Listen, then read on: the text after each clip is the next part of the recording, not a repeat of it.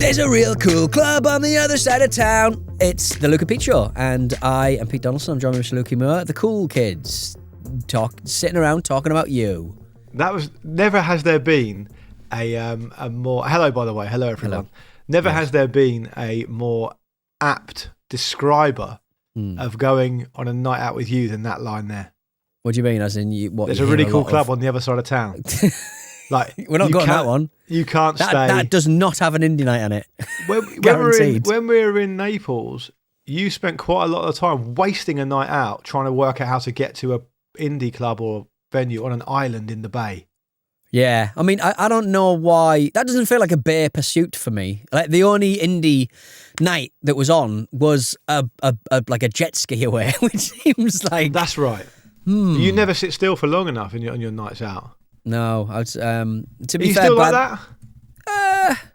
I try if I'm away for the weekend, I will do my very best to pull one out the bag. But these days, I'm on the train by. I went out to the city last week for an evening and went nice.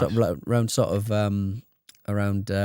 bank area, and that used to be the place where like people were, like certainly like Thursday, Fridays. And I went to like a couple of the places that I used to go to with a couple of mates. Oh, this is where you went to the Ned and got approached by a sex worker? Correct. They were, it was a, and that surprised me, Luke. That did surprise me. And basically, presumably she's made a calculation and going, he's got money and he's not that attractive, so he probably would be up for it. Yeah. I mean, and also like, do you have to be, I mean, I guess do you have to be? Does it matter how attractive you are? I suppose. Well, just tell me. No, because what I mean is, it's a she, right? It's a she. Yes. She made the calculation. Who knows? I did not spend the money. You're not. Who knows how that went? You're not going to trap off on your own steam. Yes, I think that. Yes, I think that was a calculation that was definitely made. So tell us actually how that situation manifests itself, because you just sent me a message saying that's what happened. Yeah, I didn't investigate further at the time. Well, I didn't send you a message on going like a sex worker or that. I was just a bit like, it was a photo and you were really excited. Loads of aubergine emojis, loads of eggplant emojis. Did not. I was in the Ned Hotel, and I think it's a hotel. Yeah, you can stay beautiful there. Hotel. I've stayed there. What are you it's a doing beautiful there? Hotel, and but it's good for a bit of dinner or whatever. I had a Reuben sandwich. Who were you with? And I was name them Alex and a man called Damien. You with Alex Gansler? I was with Alex Gansler, and while he was doing his vaping, I was just waiting for him to come back, and the woman just came over and just started talking to me, and I was like, I'm just too good looking. She could have been friendly. Not having it. Too good looking. Nah. I'm like, nah. Right. How do I get out of this? Polite. And then what happened? How do I get out of this? But I was a bit like, God, you just don't see this story sort of about thing sex anymore. worker and ends up being a story about your lack of self-esteem. Yeah. Well, I imagine the two go hand in hand for $1,000. I was just surprised. I was like, oh yeah, well of course. I mean, it's just a load of lads who've got a lot of disposable income and got Rolexes on their hands and stuff. But was there any talk of money at any point? No, because so she could have just been friendly. Luke. I'm pointing at the old napper. I think we all. Yeah, but you've got a friendly face. Actually, you haven't. Your mouth's like downturned. It looks like you're angry all the time. It is. Yeah, I've got a resting, pissed off face. Would you say you've got a friendly face? No, I don't think I have. I've got a nice smile, but I've got no cost to use it. Let me see your smile. It never comes out. What? Yeah, it's a lovely smile. Not when you do it like that. I think I've got good yellow teeth. I've got my yellow country teeth. The skin of your yellow country teeth. What did you so how did you flat back this away then? Just where's that? I said where's that accent from then? To like, I mean, this sounds like I was really into chatting, but I was like, where's that accent from then? You've opened the conversation and she took that as like, oh, you're asking a black lady where she's from, kind of thing. And I was like, no, which part of presumably Africa? Luke, I even messed up a conversation with a sex worker. What we've talked about small That's talk how with you good before. I am with small talk. Yeah. I can't even manage that. I mean, the pressure So is it's a good lot stuff. higher when it's a suspected sex worker and it's a situation you're trying to get out of, presumably. Yeah, exactly. Yeah, I cannot wait until Alex gets back from the toilet. You don't want to be rude. You want to pretend like you don't know what's going on, but also you need to expedite your exit from the conversation. So then what happened? I just curled up into a little ball and started screaming. Start crying, yeah. Yeah. Always cry. Yeah, always cry. So I go, I haven't met someone from Kenya since the accident, and then just start crying. Yeah. I remember once I was on a train where a lady got on in floods of tears. Right. She might have been from like the Middle East. Right. And it was only me on the train. I think I might have told you about it. And I was like, oh, is there anything? Sorry, you okay? Is there anything I can do to help you? She was like, oh, no. And she said she had some bad news or something. And I said, do you want me to get someone to help you at the next stop? She was like, no, I'm fine. And then she just cracked on. But yeah. I think when it's a man crying, yes, it might be harder for people to come over and check what's going on. So always cry, I guess Pete, I would say. Might get out you paying your bill as well. What bill? Well, for your Reuben sandwich. Oh, for me, Reuben sandwich, yeah. There's probably some sort of kickback situation. How much was the damage on that? Probably about 25 quid, was it? Yeah, the Reuben was it. I only ate half it as well, and I woke up the next day and I was like, I really want that bloody sandwich. Oh, speaking of that, you sent me a message the other day, and I put it on Instagram on my stories, and it came at 8:15 in the morning from memory, and it was a massive plate of Chinese. Yeah, you're back on your bullshit again, are you? Just back on my the bullshit. muck. I had a Mango Loco energy drink yesterday. I was feeling rather peppy after that one. On the Reuben Ramble. I've not. To be fair, I've not had a Chinese for such a long time. Because I'm trying to. I think the.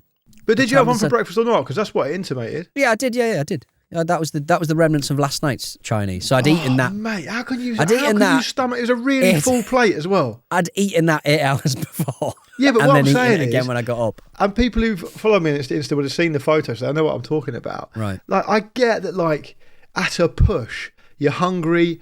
Yeah. You want breakfast. You got nothing in. Oh, bang! There's a spring roll and a couple of pieces of sesame prawn toast left over. I'll just snaffle them quickly with a glass of fruit juice. I kind of get that. Right, I wouldn't do it, but I understand it. That was a full plate of, I've just ordered a Chinese takeaway after a really long day and I'm starving for breakfast. Bosh. Bosh, I said, as I began to cry once more. Yeah, it was delicious. It was my, I had a sort of funny weekend where it was like, I went to a Halloween parade. You know, I've been talking about how the really dull chat on all of the Facebook pages around my area is just been all about how this new bin system worked, and everyone is absolutely furious. Well, at the Halloween spectacular, the council in their wisdom had decided to make like a massive sort of dragon, like an artistic sort of, float dragon, all out of bins, as if to sort of go, fuck you, fuck you. We've got so many bins, we don't know what to do with them. So it was the first day of the bins this morning, the day of the bins, and about last night, my neighbour explained to me precisely what we have to do for the bins. What is it? We just got to wash everything. We used to have bags, and I was like, "Well, just take a bag from the kitchen full of tot, and then throw the whole bag in the bin." No, you don't. You have to you have to wash everything. You've got to unpick all of the fucking. You got to empty the bag and then put the bag in another bin. And I was like, why everyone's fucking every week, every fortnight, so there'll just be maggots. Because I don't wash things properly.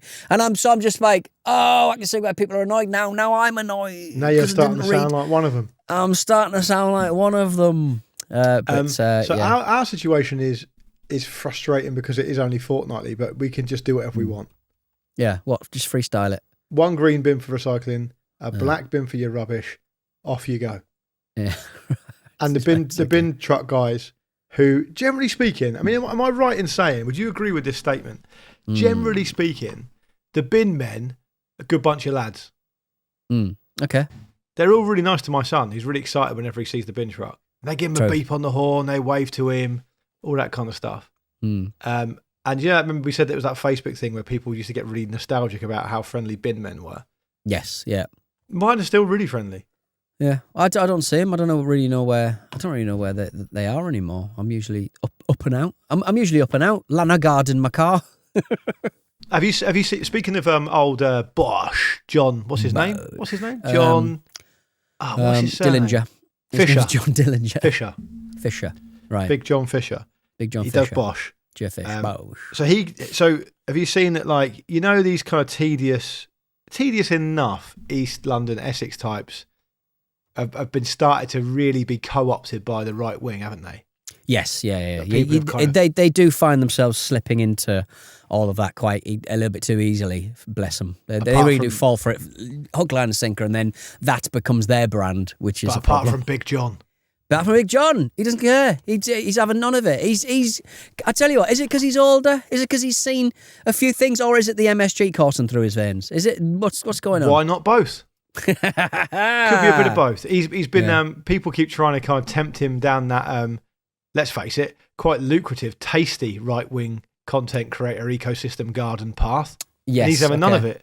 It is hard work though, because you got to post quite a lot about, you know, you've got like it's fucking Calvin Robinson or his fucking name is like you've He's really a got weird to guy. He's one of the weirdest. It won't surprise you to learn that he, up until quite recently, owned a pretty successful video game blog. So, right. There you go. And now he's been cancelled, has he?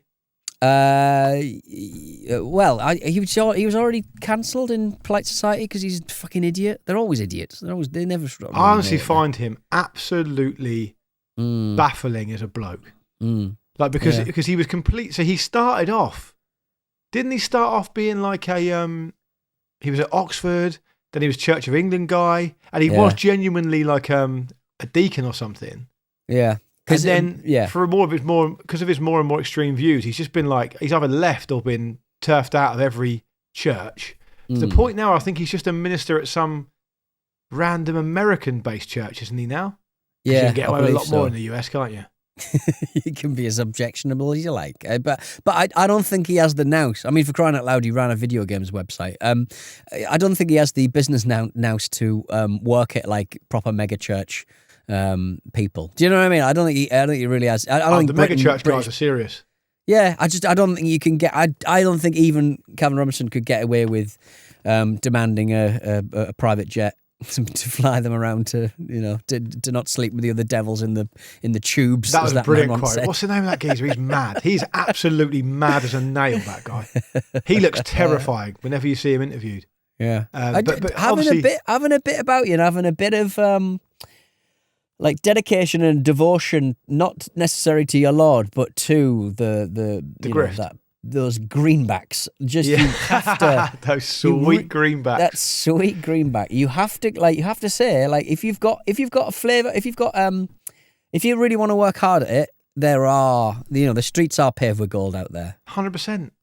Because a fool and their money are soon parted. You know, he'll say, that geezer will say, I need a private jet because I do so much flying and I can't fly with in normal commercial airliners with the demons. The people who he's saying that to don't go, hang on, are we the demons? Saying we're demons? Yeah, they just go, no, have some some money. money. You lose the demonship. It's a weird one because it's almost the closest thing that Americans of that persuasion come to the class system in this country, if you think about it. Because the class system in this country is so frustrating because like a load of people who otherwise would be probably successful. I'm sure that a lot of them are very intelligent. They just are happy just to be fucking told what to do by a bunch of posh fucking plums in their mouth morons. And they think that's their place. They never question it. In the US, it kind of works like that around religion. People just do whatever the fucking reverend says. Yeah. Including giving them money. Or just even like celebrities. Just anyone really, I suppose. But Father Calvin Robinson does he do a weekly show with the great Lawrence Fox? He does indeed. I don't know whether they still do it, but they're always smoking cigars, aren't they? Fox and Father. Fox and Father. Just, They're always smoking cigars in a way that isn't at all performative. Yeah, I just think that. I mean, as a man who stinks now of sheep dip, I, after my undersealing experience and adventures last week, I think that if you are not into cigar smoking and you just stink of cigars all the time, that must be quite annoying. If you have to keep up that pretense that I am successful because I can afford a £5 stogie. Yeah, listen, we all go through phases of pretending we like a cigar. And most of us grow out of it. Most of us grow out of it. I must admit, I never did as a non-smoker, but I know plenty of people who were all about the Rolex and the cigars and the, all that shit. Well, I didn't quite get to the Rolex, but I used to tell myself that every wedding I went to, I'd smoke a cigar tradition. It's just fucking horrible. It's horrible. But we've got a proper little right-wing ecosystem now. We've got obviously Ant Middleton, the SAS Who Dares Wins guy, a guy who seems to simultaneously genuinely believe he's going to be the next mayor of London, but also totally unaware that the next mayoral election isn't until 2028. And also just having like an idea that you sort of go, you're not going to get bored of this by then. Yeah, and people who sort of like complain about London not being like it was in the 1950s, I suppose. Also, not really understanding. Middleton's from Portsmouth. I was born in 1980. Yeah, exactly, and you sort of go, well, yeah, but I mean, if you've got any idea about how London works, I don't think they're going to be voting for you, mate. Like, I don't think they're going to be voting for you. But that's the thing. I think he seems he's a bit. You could dim. win a mayor of Stoke, possibly. Or but I don't think that's a scalp big enough, is it? No, it's not. Is there even a mayor of Stoke? Well, presumably, don't most places have the Lord fact that we mayors don't know tells you it's not as big enough a scalp. That's a good point, actually. But I had a mayor. It was the monkey, wasn't it? I think he might think he's going to be mayor. Did I tell you the story that so years and years ago, we had an idea to start a podcast with a Tory MP and a Labour MP. Yeah. And it's almost, I'm not trying to say that we had the idea for the rest of politics, we didn't, but we did say we would like to have Roy Stewart on, right? Because a mutual friend kind of knew him, knew he was good and all the rest of it. I didn't know him, but kind of knew of him. And so we emailed Roy Stewart's office saying, would he be interested in doing a podcast? And his office emailed back saying, a stock reply saying, thanks for your inquiry. Rory is currently completely dedicated to becoming the next mayor of London because he was running. That's right. Yeah, because he had a. And I really wanted to reply saying, "Come on, he's not going to be mayor of London. We all know he's not. Everyone does, even him. He's clever. Yeah. He's going to know that. He's polling at about 8%. Right? He's not going to be mayor of London. So can we just move on and have a plan for when he's not mayor of London?" And I wondered if Roy Stewart genuinely thought he would be mayor of London. I think since subsequently he said, he got a bit of momentum. He thought he might do all right. And obviously he came nowhere near it. Someone like Ant Middleton must know in his heart of hearts he's never, ever, ever, ever going to be mayor of London. I mean, basically, the heat death of the universe is going to happen before he becomes mayor of London, given his politics. Is he familiar with the process? Is he familiar with what he has to do and how much money you have to spend? Even in the UK, obviously nothing like over the pond, but like you do have to spend a lot of money to get, and there's only so many fucking AI Facebook posts you can put up of you being a big strong boy at rallies and stuff. But what the thing is, so I thought I actually looked this up earlier because I was just interested in the dynamic of it. So there is a Wikipedia page for the 2028 London mayoral election already, and I was reading it, and it was talking a lot of it's about whether Sadiq Khan's going to stand again and all the rest of it. And all these guys basically they hate Sadiq Khan, don't they? So they're always just chipping off about him. But there was a great chat about on the page about who's going to be the Tory candidate, right? Let me find it, and at the moment it's quite speculative. And some of the people who have been suggested are James Cleverly, who's currently Home Secretary, was Home Secretary and is currently MP, and Sebastian Coe, who's a Tory guy, who's done a load of stuff. Nadeem Zahawi, ex-Chancellor. All this kind of stuff. The ones, the main rumoured person to be Reform MP, candidate for Mayor of London, right, is Derek Chisora. The boxer, as in, I forget what that guy looks like. Derek. Chisora. I mean, it's just like, and I wonder if you remember the guy I mean, the guy who threw the table at the press conference. Right, okay. Yeah. But, obviously Ant Middleton is standing to be independent, but I think he fell out. I think he wanted to be reformed, but he fell out. The point I was just going to make was, if you look at this amazing polling for reform, I mean, it's frightening how well they're doing polling-wise, right? Hasn't really made any inroads at all in London. There's no appetite for that stuff at all in London. So even with the might of reform's momentum behind them, which is probably not going to happen, Ant Middleton's never, ever going to be mayor of London. Yeah. He just doesn't have the money behind him. So do you reckon he's just doing it because it's something to do?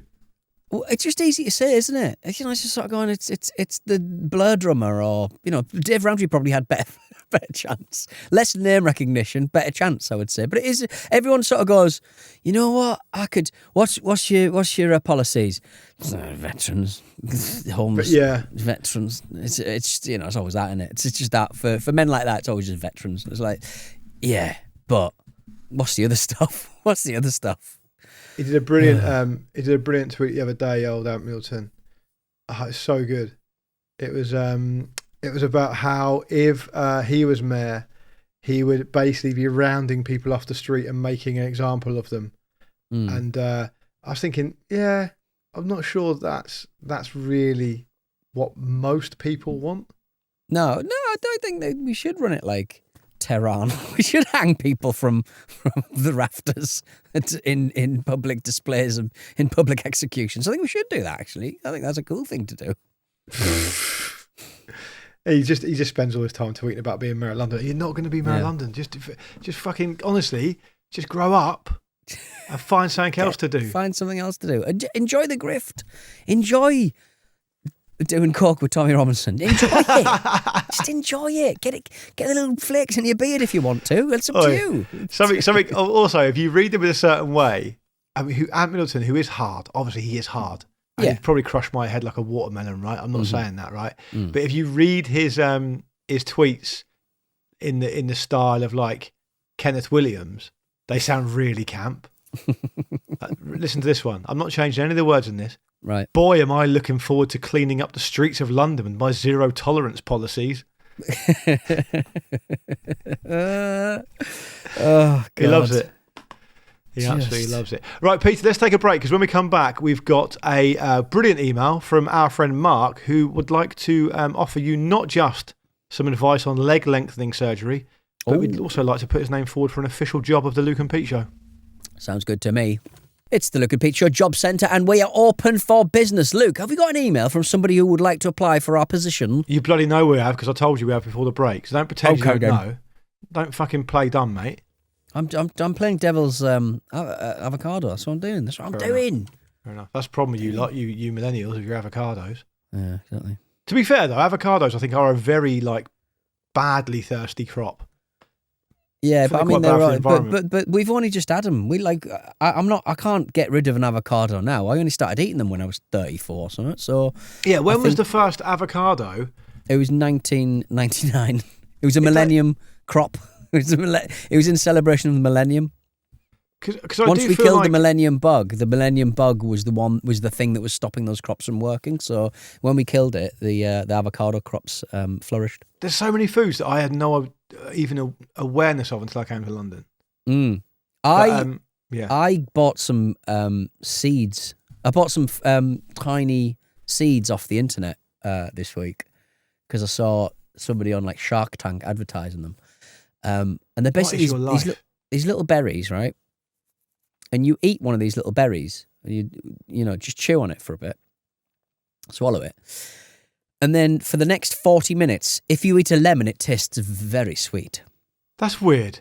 It is weird. Are you on the Ramblers on tomorrow / Friday? Yeah. I'm on this week. Yeah. Yeah. All right. I'll bring one in. We're gonna have a little taste test. Is it safe? Are you going to bring the lemons as well? I'll have to bring a lemon. I suppose I'll have to bring a lemon as well. No, never mind. Or maybe I'll bring some lemon juice. That's probably a bit easier, isn't it? Marks and Spencer claim to have introduced the avocado to the UK in 1968. Oh, really? They're claiming that, are they? Yep. When have Marks and Spencer stepped their out? Like, I remember like starfruit were a thing in the 80s, and yet nobody ever used them. Like they just came and went. Nobody had any interest in them, and they just fucked off. Marks and Spencer claimed they introduced avocados to UK supermarkets in 1968. They stocked them as avocado pears, and people were confused by the name when one customer complained after she stewed her avocado pear and served it with custard. Marks and Spencer started selling them with leaflets, explaining they were intended to be a salad item. And nice. Avocado is a berry, apparently. Technically, it's a berry. Yeah, it will be, won't it, I guess. Do you not think that if you're experiencing... You probably thought it was like kind of from the banana family or something, because like there's no other... Like a creamy fruit. Yeah. Where is that coming from if you're in the, Yeah, bananas are fairly creamy, aren't they? Yeah, that's what I mean. That's the closest kind of fruit the only that you would two fruits I can think of that are quite creamy. Creamy fruits. Yeah. The Little Pete Show's creamy fruits. Anyway, this email from Mark before we digress. Hi, Luke and Pete. As a listener since day one, I've always wanted an excuse to email in. And after listening to a recent episode mentioning leg lengthening surgery, I finally found a reason, as I also would like to make a pitch to become the official Luke and Pete Show orthopedic surgeon. Oh, come on. Get rid of my cankles, baby. I'm normally based in the northeast, very close to Pete's hometown, but I'm currently on fellowship in Australia for 18 months. Now, leg lengthening surgery depends on a technique called distraction osteogenesis to allow your new longer bones to heal normally. I'll tell you what, we have truly destroyed God as a species, haven't we? What if you? I just think, what if you're doing all that? Like, what if your bones don't meet in the middle? They suddenly go, you know what? Well, that's a step too far for me. Mark can tackle that question. This is a really interesting email. He says the surgery basically tricks your body into thinking you've broken a bone, and then tries to heal the fracture. Right. At the same time, the surgeon commonly uses either a magnetic rod inside the bone or a frame on the outside of the leg to slowly lengthen the break by around 1 millimetre a day to the desired length. Now, this is slow enough that the body continues to try and heal the original break without noticing how tall you're getting. So it's kind of like you break the bone and the bone tries to heal, and every day you move the one end of the bone away, like a millimetre. I'm trying to think of, in the film Purple Rain with Prince. Yes. He's on the back of a motorbike and he is trying to get his beau to get on the back of the motorbike. No, he's riding the motorbike and he's getting her to reach. Yeah, he's getting her to try and get on. Oh, yeah, and every time she gets close, he revs the motorbike and he's off. Like, you know what I mean? So she's trying to catch him up. But not as sexy. Not as sexy. Never going to be as sexy as that. Definitely Mark says... he just goes on to say it's a very simple explanation, and although things like skin, nerves, blood vessels, etc. can limit how much you can be lengthened, generally if you go slow enough, you can adapt without major issues. Unfortunately for you, Peter, it's not available on the NHS, but I believe it is easily accessible in Turkey. So any further questions or further orthopaedic queries you have, let me know. I also met you in the pub after a football ramble live in Newcastle in 2019. And was gutted I couldn't make this year's ramble tour due to being in Australia. Chat soon and keep up the brilliant work, Mark. I have, thankfully, obviously, I'm the thick end of 6'3", so I don't need any of this. But it does sicken me, nonetheless. Could you? It sickens you because it's being short will be like being bald, and being overweight will be a poor man's pursuit. There'll be people who can't afford the jabs, can't afford the hair stuff. If you've got bad teeth, that's also... If you've got normal-looking teeth, that's going to be a poor man's pursuit in the future. And being short. I was reading that some people speculating recently that the advent of the jabs and of Deliveroo and Uber Eats and stuff like that is actually... There's a chance it could completely change the economy. Right. What do you mean? As in, like, we can eat as much... I can eat as many Chinese meals, as succulent Chinese meals as I want. Well, so if you think about it, I mean, this is obviously exaggerating it, and they didn't say this, so I'm just bringing this in as a conversation point. But if you think about, say that the increase in popularity of delivery apps goes through the roof, it's not completely beyond the realms of possibility that you're faced with, I don't know, a row of shops, which is basically just dark kitchens. And no public-facing aspect to it, no tables. It's all just takeaway. There's no, and then restaurants just disappear, apart from really high-end ones like in London and Manchester and Birmingham and stuff, because people would just rather be at home. And then on the jab thing, that's obvious, isn't it? Because people's appetites are greatly disrupted. Yeah. And things have been going one way, haven't they, up until now, with obesity and consumption of like processed foods and fast food and stuff. That's now going to tail off massively, and the economy's going to have to adjust, because the uneasy truth about it is, although, you know, governments will say, you know, we need people to be healthier and all the rest of it, you know, normal people spending money is basically what makes the economy go round. So yeah, I just think it's an interesting prospect, you know. And if we're all going to go and get our legs lengthened, and we can't walk to the shops and spend money because we're and if you don't have a job, you can't spend money on delicious Deliveroo anyway. So the economy's fucked, you know, from both sides. Like the legs have been smashed and then You'd never consider it, right? Surely. No, it's just there'll be something. My love of antacids will have meant that my bones are too soft or something. And maybe you have to be a certain age as well. If you get too old, probably won't work, will it? Well, I mean, your bones. Yeah, I just think it's one of those things. It's like LASIK. It's like laser eye surgery. You do sort of go, I'll give it 50 years before I try. We'll see what happens. I'll give it 50 years, and then by the time you would consider it, you're too old, and you know why do I need to be taller? Just literally don't need. I'll topple over. I'll be top heavy. Be no good. It would be weird. It would be weird, but I think if you do it subtly, I wouldn't mind being Jim Campbell's height. What's he like, 5'11"? Yeah, I think probably bang around 5'11", possibly even pushing 6 foot, maybe. Yeah, he's a good height. That's a good height to be. What are you saying about me? It's different. It's different. Well, you think my spine's going to bend over and that's going to be that? Yeah, exactly. I've just realised that for the last 2 shows we recorded on the Looking Picture, I've had the Football Ramble logo on the back of it. Free it's good stuff.